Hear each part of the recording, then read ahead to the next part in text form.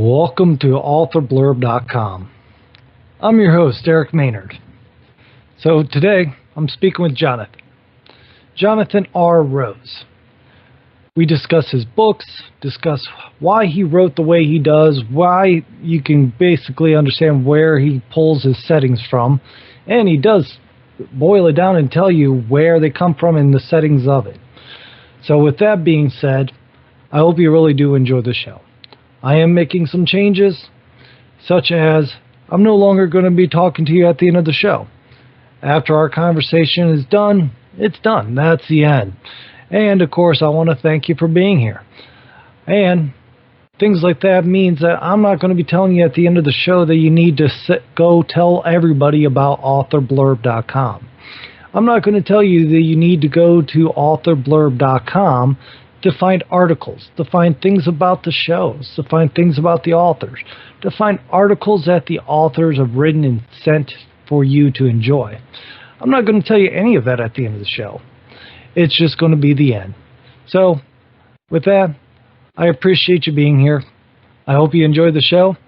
Shoot me a line, let me know how I'm doing. Of course, you can do that at authorblurb.com. And feel free to tell everybody that you know. I'm sure they're going to want to find that next author that they're going to love as well. So thank you and enjoy.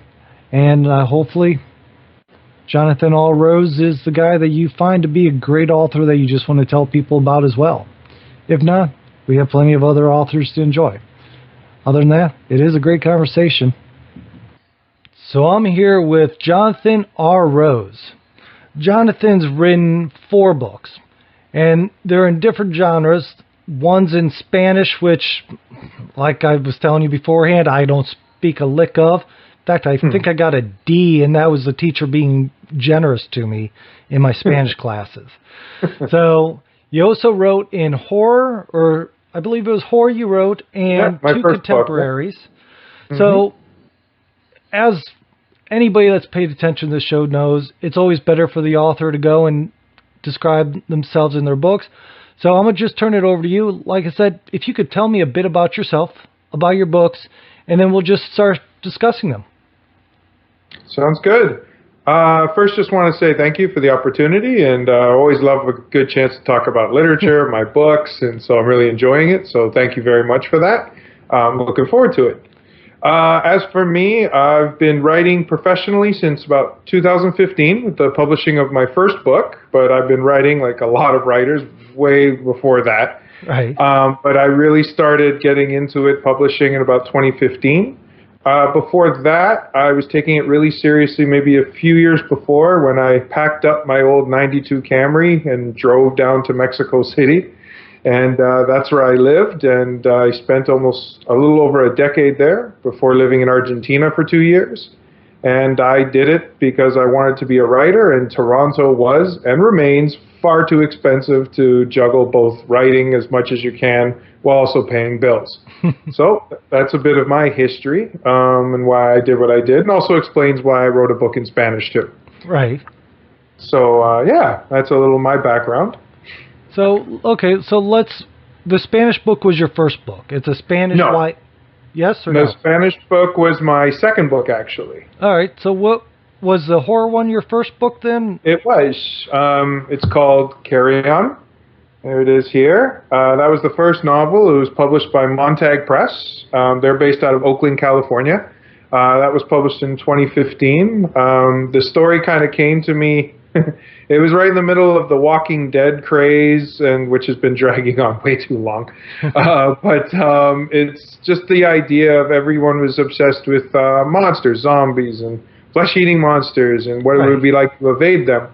I kind of got bored with that, and I just always kept wondering what it would be like from the monster's perspective. What are they thinking? Are they a mindless beast, or do they have thoughts or anything like that? So with that idea, I wrote this book, which is just basically like a Walking Dead episode, but from the zombies' perspective, and why they want to eat people, and not so much emotionally, but more like an animal. Like, they're not evil, they're not mean, they don't wish you bad, they're just hungry.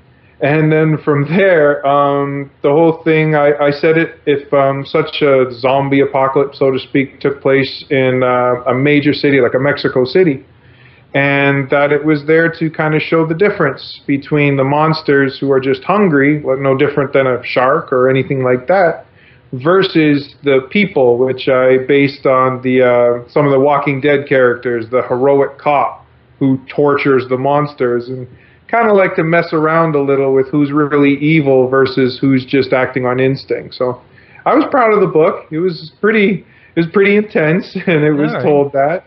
And I like that it was the type of book that either got 1-star or 5-star reviews. So I enjoyed that part of it.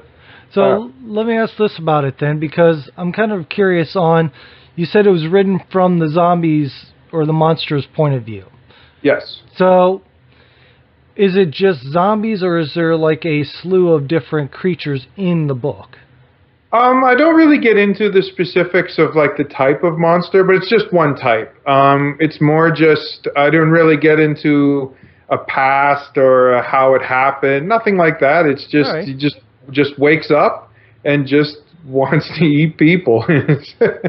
Just more of like a carnivorous, flesh-eating monster. That's probably the best I'd describe it. All right, so with that flesh-eating monster, are they having thoughts? Is there a dialogue in their heads or between each other somehow? Or I'm just curious on how the story kind of comes along. Not really. Thoughts more instinctive, more almost in the way like a child would. That the monster simply reacts to the environment. Obviously, it's fueled by hunger. But as things occur, as they encounter more people and then encounter the cruelty of those people and see what those people are doing to other monsters that look like, I don't want to say him or her, but like it, because it's a monster, and kind of adapts based on how they're seeing that. So initially, the monster's just hungry. It doesn't hate people, but your food. But then as it starts seeing the cruelty done by some of these people, the monster gets more aggressive. It gets, because it feels like it has to act in kind. You're going to torture me, well, you're going to get angry. So it starts to develop emotionally, and not in a positive manner, by the way that the people are treating it. But on the flip side, it's hard to blame the people because you are trying to eat them. Right. So I really wanted to get into the idea of what's evil, what's not, and that kind of concept. I wanted to add a little more layers to it. Versus, like, I was getting bored of the whole idea of just monsters are coming, run, and then torture them because they're bad. And it was too simplified. So I wanted to kind of get into it. So it's a circular effect of what one does creates another effect from the other side, and vice versa, and just the effects that they have on each other then. Exactly. And then just how it develops over the course of a relatively short period of time. And the monster just encounters different types of people: poor people, rich people, sadistic people, people who are just trying to get away, everything like that. And it's almost like seeing chaos and pandemonium through the monster's point of view. So it was interesting. It was really fun to write. It sounds like it would be. So let's go to the Spanish book. So you were so first off, there's a lot of cities between Canada and going into Mexico and Argentina and all this. What made you decide to go to Argentina and into Mexico to follow the writing career? What was the mindset there? Because, like I said, there's a lot of cities. I grew up in a farm town where you can get a decent house for like 30 grand. So there's plenty of cheap areas in between. True. Well, the decision, it wasn't just financial. I've always loved traveling, always. If I could say, what do I love more than storytelling, and it tends to be right with it, it's travel. Like, since I was 18 years old and did a high school exchange program in Denmark, I just fell in love with it. I can't stop. It's addictive. And so after that, I got a job for an airline for a number of years, which just opened up the whole world to me. And it was almost like work for a couple months, a lot, then travel for a couple months. And I would do that for about 4 or 5 years. And I just loved it. I would always be in a different country, meeting different people, and just kind of immersing myself. But after a few years of doing that, I kind of got not bored, but I kind of wanted more than just the glimpses. It wasn't enough for me to just be in a place for a month, because I felt too much like a tourist. And I knew I was missing out on the stories of the places I was going. So after that, I told myself, I want to live in different places. I want to like stay in these places and really just see what the day-to-day is like, not just the highlights. And so with Mexico, there's a lot of personal reasons too. I'm good friends there. I was in a relationship at the time that really meant a lot, and it was there, and so I wanted to go there too. So it just kind of added more, and it was almost just saying, yeah, I want to go there. And so packed up the car, and the joke is I just drove until they spoke a different language. And so I just kept going down. I went there. I would visit initially. Took a lot of visits to Mexico and just really started falling in love with it. And so that continued. And then after I left the airline job, I said, well, why not? And I want to write. And everything the pieces kind of fell together. And I was at a point in my life where I knew, I was still pretty young, in my early 20s, but I just knew if I don't do it now, I won't. And right. I did not want to just 9 to 5 it, do a year, and then get to regular life. I didn't want to do that. I still don't. And so I drove down, and 10 years later, I didn't speak a word of Spanish when I got there. Crossing the border, I had a little dictionary. There's a lot of funny stories with that, but immersion in every way. It wasn't just language, it was cultural, it was social. I just really immersed in it and was so grateful because of so many people I encountered allowed me to immerse, wanted me to immerse, encouraged it. And I just fell in love with it. And now like a third of my life was spent in Latin America. So needless to say, the stories that I would just observe and watch and be told to me were stories I wanted to tell. And in the case of this book, Gato y Lobo, this book meant a lot because it was a book that was told to me. It was a teacher, and she had these experiences, and a meeting was set up, and she asked if I would be interested in writing this story that she personally observed, because the book is based on actual events. And it blew my mind. And so we sat, talked. She told me this story for a few hours, and I said, I have to write this. And it meant a lot that she trusted me, like someone who's not Mexican, who's not from there. But it didn't matter to her. She didn't care about that. She just said, well, you know, do you want to tell it? And I want it to be told, and I'm not a writer. So I said, I would love to. I wrote it, and beyond publishing, beyond if people will like it, none of that mattered initially. All that mattered is this teacher who gave me this story, is she going to like it? Did I do it justice? Did I do it faithfully? Because if she said no, I would have scrapped it. Right. And she cried when she read it. She loved it. And that to me meant so much. Because the book, it's just about two kids. It's like Romeo and Juliet in 2020, based out of Mexico City, but very reflective of what it's like to be a student there, dealing with issues that aren't necessarily only in a Mexico City or any Latin city, but can be related to in a lot of places, but dealing with things like machismo, dealing with things like teen pregnancy, dealing with things like the inability of teachers to connect with their kids, the lack of sexual education, all of these real issues, and all put together in this fascinating story of like these individual students that came together, ultimately led to a tragedy. And so it was just this compelling book. And from there, the book has been read by students throughout Mexico, and they love it. And it had an ambiguous ending, and they wrote their own. Most students who don't read a lot, and some students who were in indigenous schools where Spanish isn't even their first language, where they speak Nahuatl, and they loved it. And to tell me via Zoom, because this was all happening during the pandemic when I had to come back here, right, to have them tell me like, you know, I can relate to this. I get these characters. I know people like this. It meant a tremendous amount. And so we're still in the process of promoting it and getting it out there. But it meant a lot, and it was a big encompassing of a lot of things I learned down in Mexico. I understand. So are you considering putting it in English, or is it going to just stay Spanish?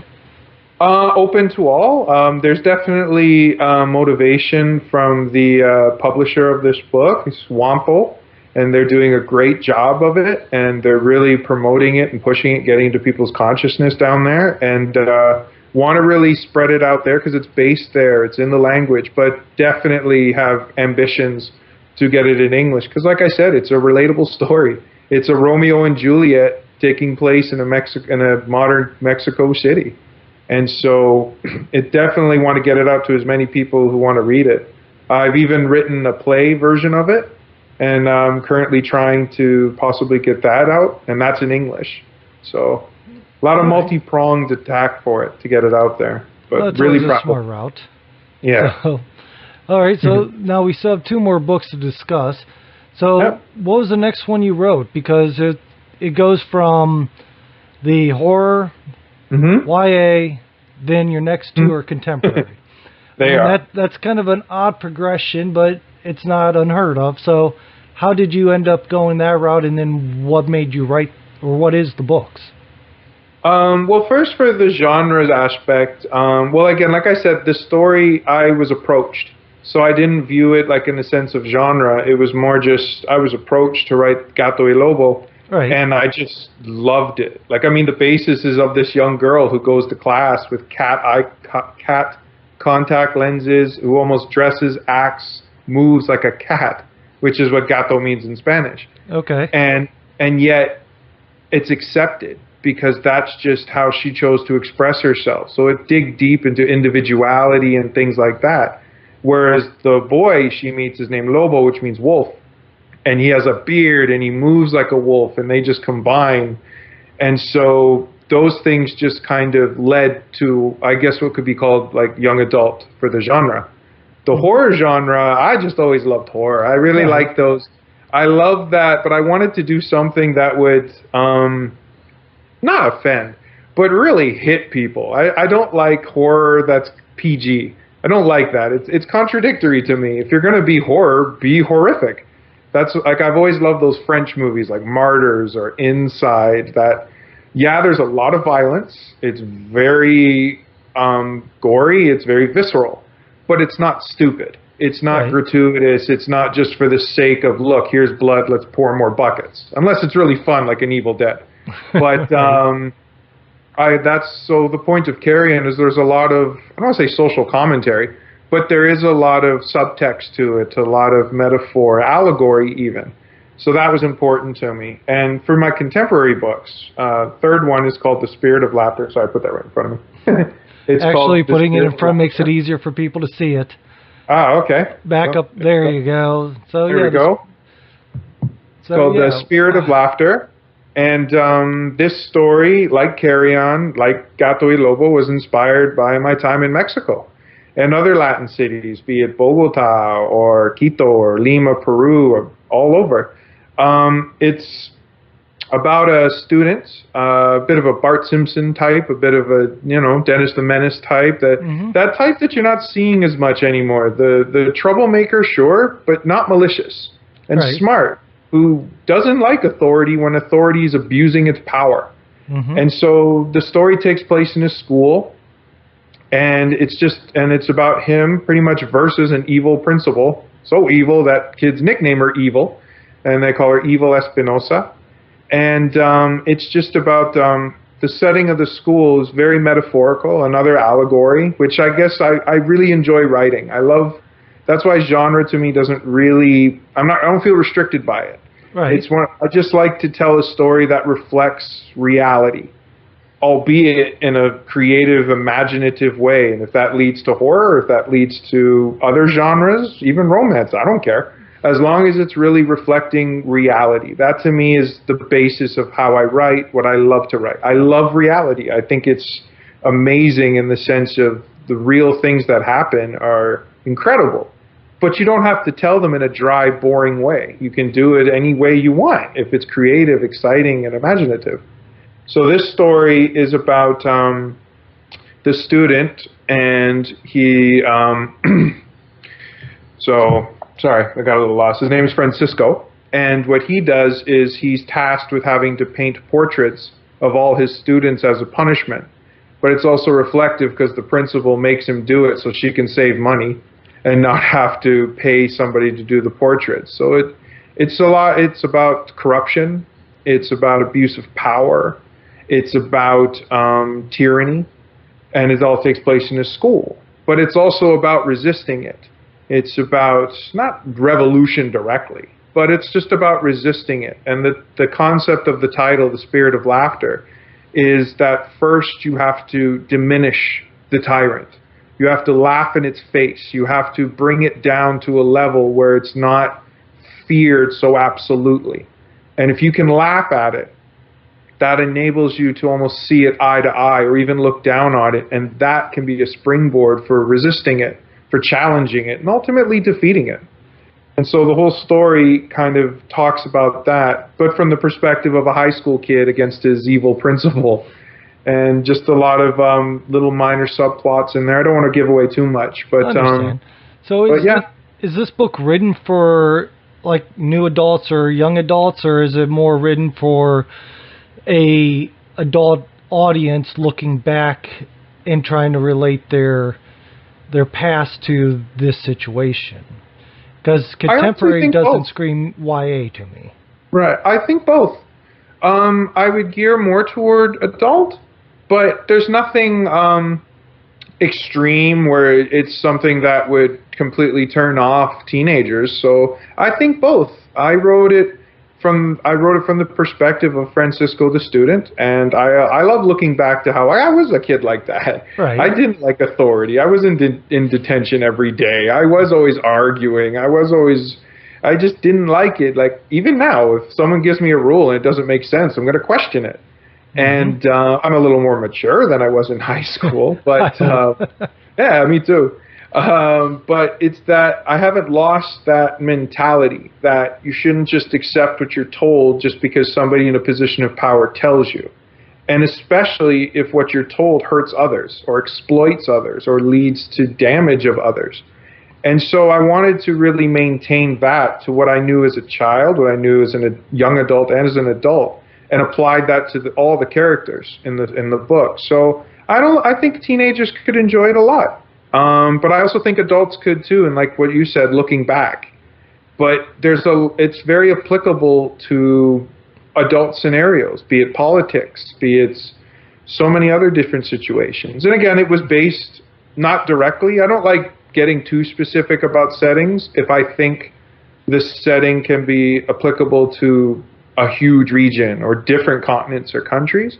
But it was based on things I've seen in Mexico City. It was inspired directly by a collection of murals I saw near UNAM, the National University, and in other parts, of 43 students who were killed in a place called in Ayotzinapa in the state of Guerrero. And it was a very big deal in Mexico. I mean, there's unfortunately a lot of tragic incidences, whether it's the ABC school in Sonora where 49 kids lost their lives because of a fire as a result of corruption, as a result of not building the school safe enough so they couldn't escape.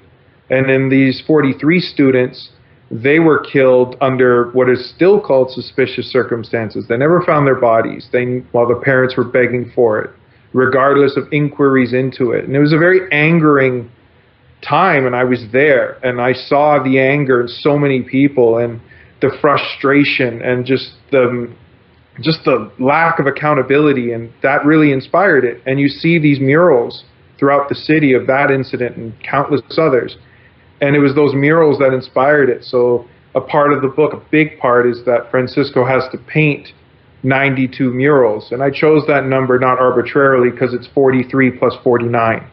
The ABC school in Ayotzinapa, and how these murals have an enormous impact on not just him, but also the teacher and the principal, and things that evolve. Again, I don't want to ruin and give things away, but it had a really deep-rooted sense in what I was seeing firsthand.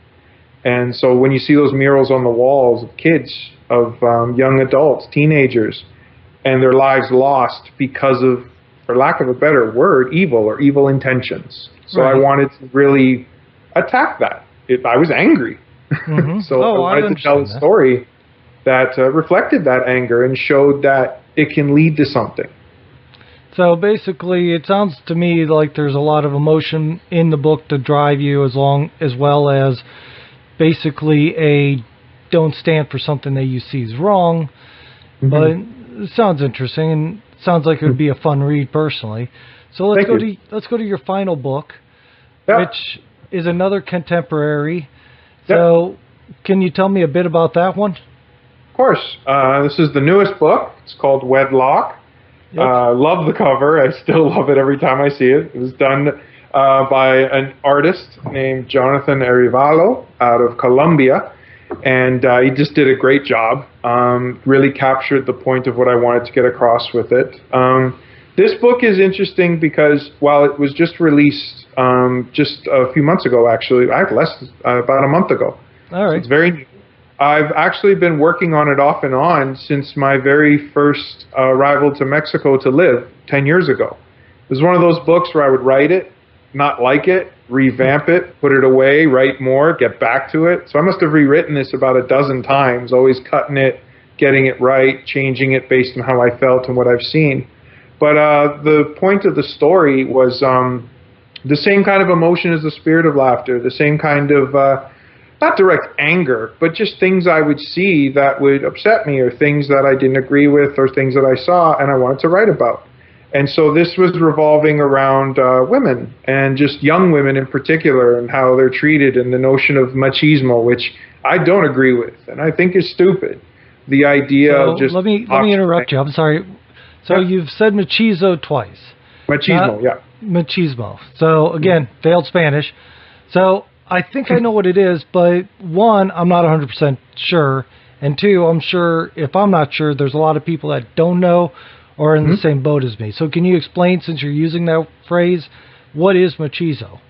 Well, what do you think? What do you think it is? I'm actually curious. I'm thinking that it's looking at a overly masculine. So on that front, I look at masculinity as two ways.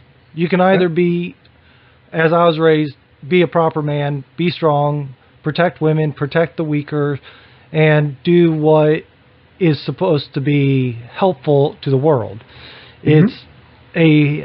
There's still open the doors for women, pull out the chairs, help the gentleman thing, which I know some people are, which I know people aren't for. Now, I do believe in toxic masculinity, which is those people that are just so focused on, I need to be strong, I need to be tough, I need to be hard, I need to be all this thing, and they become jerks, and they become like almost violent, almost aggressively about it. Instead of trying to be good and try to be helpful, they're being the type of people that are trying to drag others down so they feel better. You've got it pretty well defined in a sense, yeah. So the toxic aspect. Okay. A lot of it too, and it's not just confined to a Latin American thing, it's all over the world. A lot of it is culturally influenced. And everywhere. It's just different influences from different cultures. But a lot of it's ingrained, that notion of the man is everything, the patriarchal kind of concept, that even that thing that goes by that you want a son more than a daughter, that the son is the prince and the daughter should clean, or that just the man is superior and it's a man's world, that kind of attitude. And as well, what you said with the toxic aspect, the aggression, the violence it causes, all of these aspects, and to see it, and again, not just in Latin America, but all over. But there, when I was there, I was seeing it. And but yeah, machismo is that. It's that male superiority that is just stupid, and it's just stupid. I don't agree with it one bit. But so taking that, I wanted to dig deeper into it as well, because a part of machismo that isn't talked about enough is that it's not just men that influence it. unfortunately, like a lot of mothers raise their daughters to not just endure it, but to accept it, to perpetuate it. They raise their sons to be that way because that's all they know. Right. And it's can't blame them. Like, this is how they were raised, how their mothers and grandmothers were raised, and this goes back a long time. Mm-hmm. And so I wanted to shed light on that too, that it's a problem that while men do it, it's perpetuated and fueled from all sides. It's very ingrained. It's not something that can be solved in a couple of years or something when it goes back centuries and generations. Right. So, but I still think we're not far along enough in terms of, a lot of people talk about awareness, but it's not nuanced enough, in my opinion. It's very one-sided, good, bad, villain, hero, do this, don't do that, and it's just not that simple. No. You can't sum up something that's generational in simplistic terms. So for this book, while I by no means was able to sum it all up and define it, I just wanted to tell a simpler story in the notion, more direct. Just about a young woman. She comes from a highway town. Those little towns you see in the highways. They're throughout Mexico and a lot of places. They're a couple restaurants. The road splits it through. You never really see people. She's from one of those towns that you just drive through. Then she wants to go to university in the main city. And she goes, and it's her dream, and she's doing it. And then she meets a guy whose name is Diego. And she meets him, and the woman's name is Elena, and she meets him, and he seems like Prince Charming. Perfect. He's sweet, he's nice, he adores her, he spoils her, he's just the perfect man, Prince Charming. And I wanted to ruin that narrative of Prince Charming, and I wanted to add a lot to it, that the concept of a macho man, a toxic masculine man, isn't always just this grotesque version of this man that beats women up and is misogynistic and all of that. It can come from other places. It can come from, I don't want to say good intention. Well, yeah, it can come from good intention. That I want to keep her safe. I want to protect her. I'm obsessed with her protection. She must be protected. And I got and that attitude, how it can become very deformed. How it can lead to very dark, demented places, but it starts from a good place. And so in this story, I don't want to give away too much, but he goes very far with his ambitions to protect her. And I invoked a lot of Black Mirror sensibility. I wouldn't call it straight science fiction, but there are those aspects where he does something that, while it's not happening now, it could, and I wanted to write it in a way that wouldn't shock people, that they wouldn't be like, oh, that would never happen. Again, I love reality. I wanted to keep it realistic, even if it was completely imagined. Right. And so the story describes this relationship, this toxic relationship, where on the surface, people who see it don't see what's actually happening, because they ask her, like, does he hit you? No. Does he yell at you? No. Does he protect you? Does he love you more than anyone? So on the surface, everyone's like, oh, then what are you complaining about? This is a great thing. And it's just like, no, but you don't get it. He's gone too far. He loves too much. And so it's a story that really invokes that. And it was really interesting to do. So it's almost like I describe it a lot as what would happen if you had a Prince Charming story set in Mexico City again, but with a mix of Black Mirror to it. Okay. So it almost sounds like there's a sense of obsessive compulsiveness in the behavior of the guy. So is this going off of the culture down in Mexico? I know you said it's buried throughout generation and generation. Is there also the aspect in there showing the other side of it, or is it just focused on that one couple and the machismo or the extremely toxic masculinity the guy's portraying? I always try with everything I write to invoke as much nuance as I can. I love nuance, and whenever I see it lacking in a story, I always kind of tune the story out a little, because Right. everything is gray to me. Everything is the in between. The extremes of good, bad are too simple. I don't like it. So I tried to show as much nuance as I could, to show as many perspectives as I could.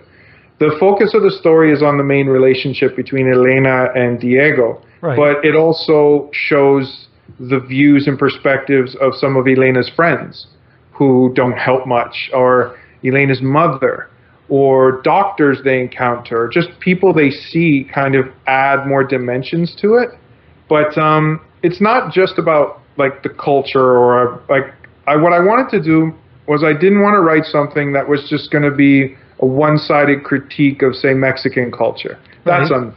I had no ambition of doing that, because to do that and then not show the other side would be irresponsible, in my opinion. And it would just be a weak story. So I wanted to show. I didn't focus as much as on the culture specificities, Right. as much as I focused more just on what would go through a man's mind and a woman's mind under these circumstances. And so initially I always approached the Diego character as, I always reminded myself, he's not evil. He's not like the principal in The Spirit of Laughter. She's malicious intent. She's evil. Right. But he's not. He really does love her. Right. I always kept reminding myself of that. Anytime I would go a little too villainish or whatever, he's not a villain. He's not evil.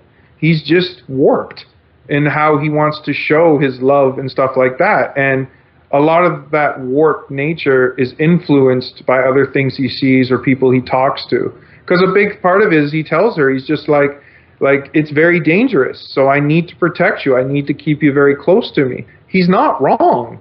Right. In that, and be it in Mexico, or be it in lots of other countries around the world, the United States, Canada too, anywhere. This notion where he sees the news, he sees statistics. In Mexico particularly, he's aware of feminicide, the murder of women. He's aware sexual assaults and all these things that, again, happen around the world. And he's aware of it. And in his mind, he's thinking, well, I'm a good man, chivalrous even, by protecting this woman I love from that. So as much as it shows this warped man and how he views love and relationships, I also wanted to show that it didn't come from nowhere. It didn't just come from a ridiculous notion of, no, he's seeing what he's seeing, is he reacting? And so I always want, when a reader reads the work, to not just see it one perspective, but others. To be just like, this guy's nuts. Sure, I'm not going to disagree, but why? Right. And then to look at it from other perspectives, and almost for her, be like, oh, why would she be with him? We'll see it from her perspective. He does keep her safe. He does give her a life that she otherwise knew she wouldn't have. She's swept up. So that's what I try to do with as much work as anything I write. I always try to do that, to almost challenge the reader. That right when you want to give a simple kind of reaction, I'm going to make it hard on you. I'm going to make you go, yeah, but. And I think those are the type of stories I love. The ones that make you go, yeah, but. I understand. So, that sounds interesting as well. So, what type of people do you expect to really get into Wedlock? What people do you think? It definitely is not YA. That's without a question. New adults maybe, but adults as well. But what type of area do you think would draw somebody more into that story? I think I agree with you. It wouldn't be for 12 or 13-year-olds, but I definitely think late high school even, definitely college, university, adults.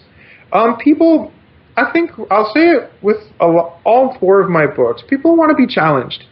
People who want to read a book that's going to make them question things. That's going to make them, again, I want to reiterate again, but the yeah, but types. The types that if you just want like background stuff or an easy read or something that you can breeze through, be done and forget about, I try to not do that. I want it to linger. I always try to create stories that make you question what you thought or think or see, but also are firmly rooted in reality, so you're not going, yeah, this would never happen. This is hopelessly unrealistic. People aren't like this. I don't like that.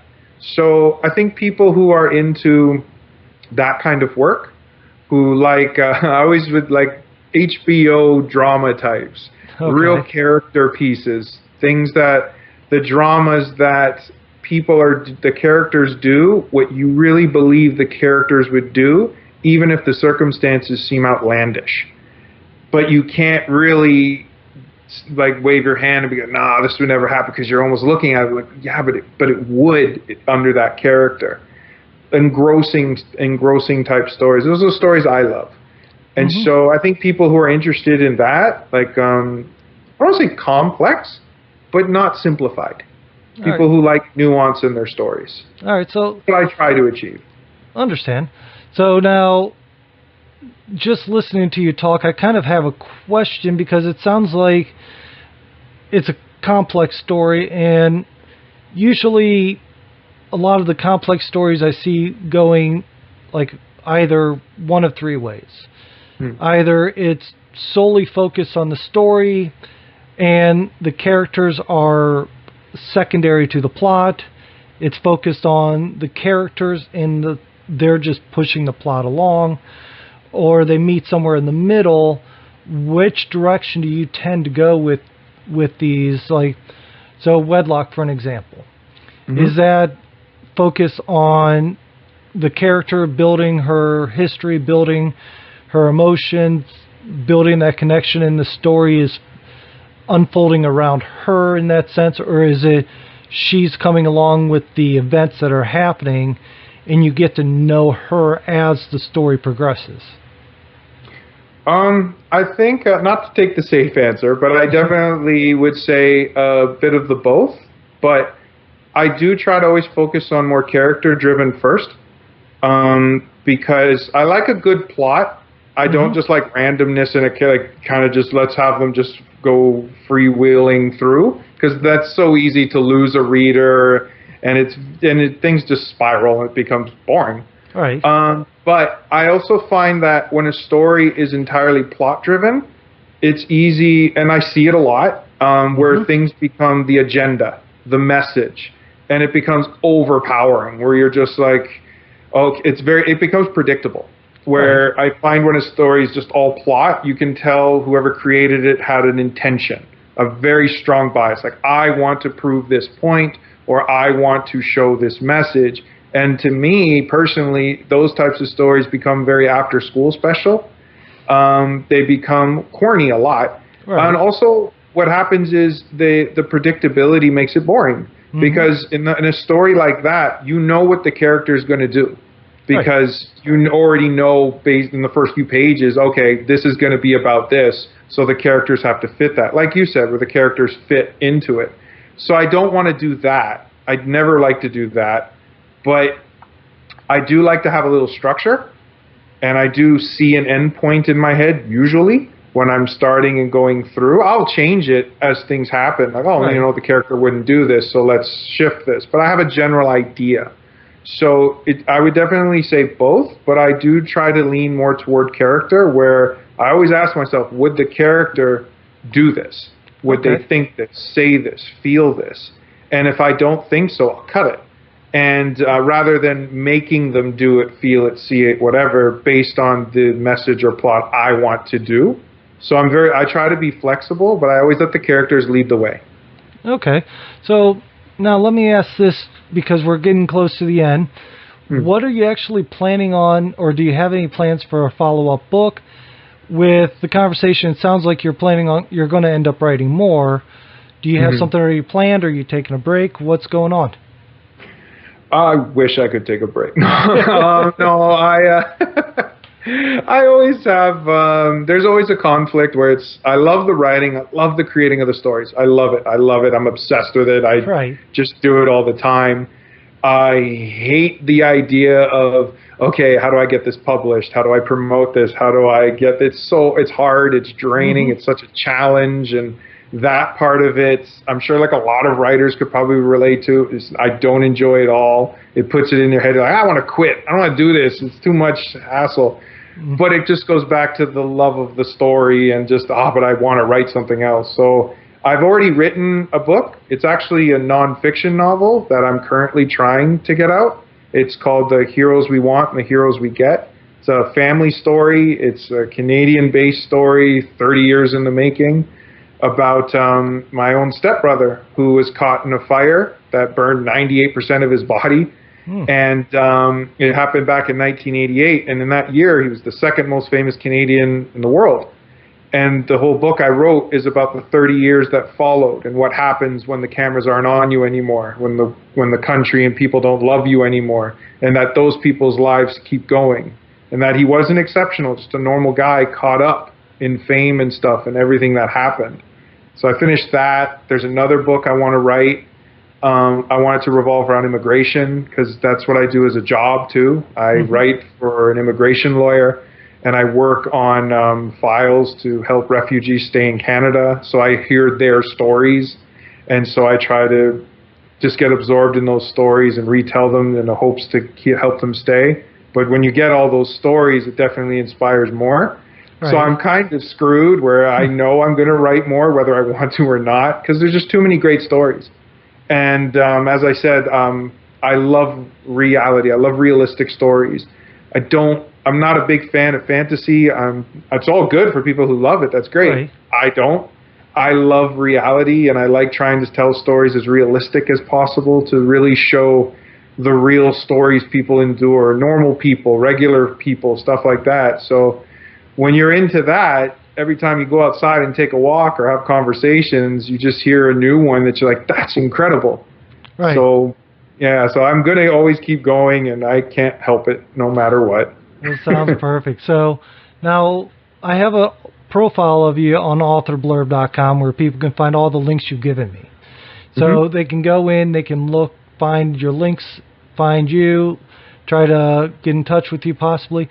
Where do you prefer them to go if they want to reach out to you or if they want to find your books? Definitely my website, jonathanrrose.com. It's simple. So it's an easy one to remember. Everything is there. All the books are there that can be ordered on Amazon. Even some short stories I've published, the links to those short stories are there.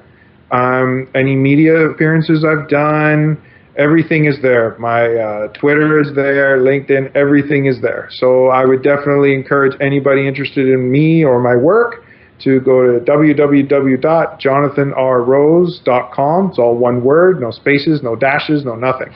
So it's very simple. It's wonderfully designed, and I'm really happy with it. So anybody interested, definitely go there. Sounds perfect. Thank you very much for coming on.